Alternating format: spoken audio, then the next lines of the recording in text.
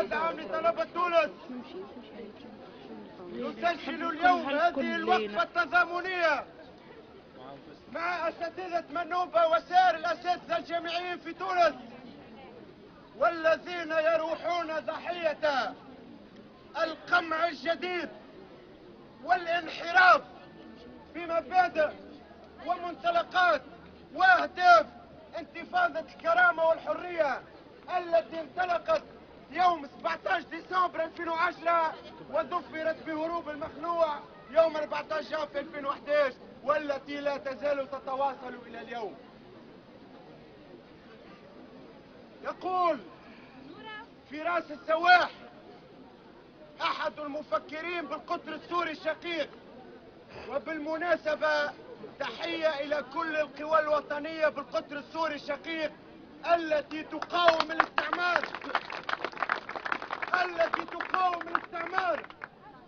والتي خضعت لها أو لمناقضيها أجندات حكومة الطرطور المنصف المرزوقي اليوم، والتي عقدت مؤتمر أعداء سوريا وانتقاء إسرائيل التي تتناقض والمقاومة العربية في الوطن العربي والتي تتناقض، وأجندة هؤلاء أجندة قطرية، أجندة أمريكية، أجندة استخباراتية.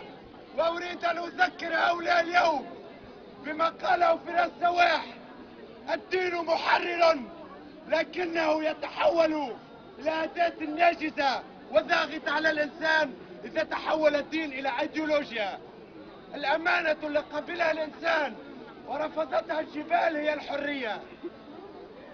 لسنا في كل يوم نقبل أن نضيع وقتنا في مهاترات فارغة وأن تضيعوا عدة ساعات من أوقاتكم في الوقوف للاستماع إلى الخطب الرنانة. نحن لا نريد أن نخطب.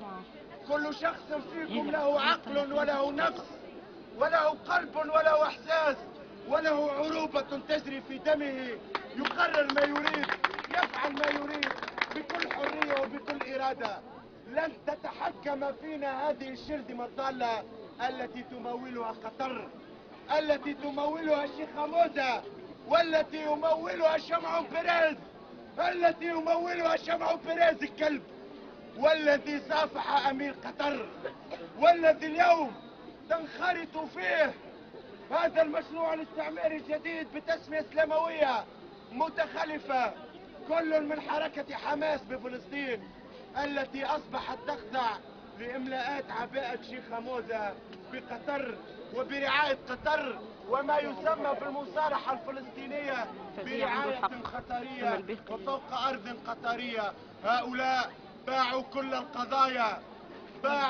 القضايا، سمسروا بدماء الشهداء وصوروا انتخابات 23 أكتوبر باش تطلع لنا في الآخر شرذمة ظالة سوداء متخلفة جعلت منا مجرد أناس نفكر في جسد المرأة ونحسر شرف أمة عمرها أكثر من عشرات آلاف سنة في حلمة ثدي امرأة.